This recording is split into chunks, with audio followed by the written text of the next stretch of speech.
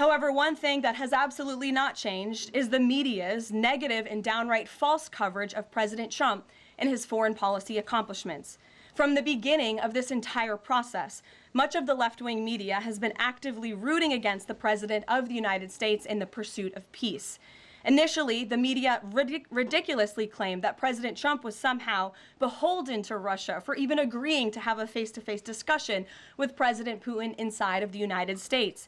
The media said President Trump was making a grave mistake by, quote, legitimizing Putin. They were aghast that President Trump would treat another world leader like a world leader. The media relentlessly attacked President Trump and claimed he suffered a, quote, major defeat for not immediately emerging with a final agreement, even though he said heading into that meeting, this was a meeting to listen and to understand how to move the ball forward.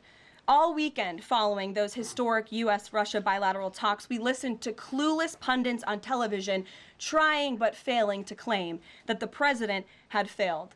The so-called experts in the foreign policy establishment, whose record is nothing but endless wars, trillions of wasted taxpayer dollars, and dead Americans, have the nerve to try and lecture President Trump, who has solved 7 global conflicts in 7 months, about peace. This is the same president, by the way, who brokered the Abraham Accords in his first term, on top of more than half a dozen other peace deals this year alone, as I just said.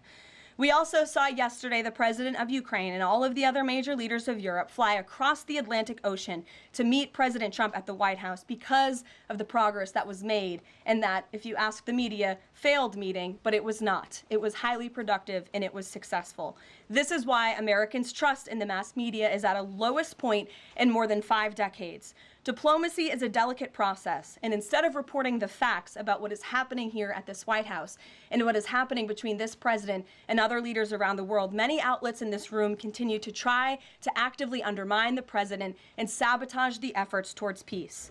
That is why I felt the need to set the record straight.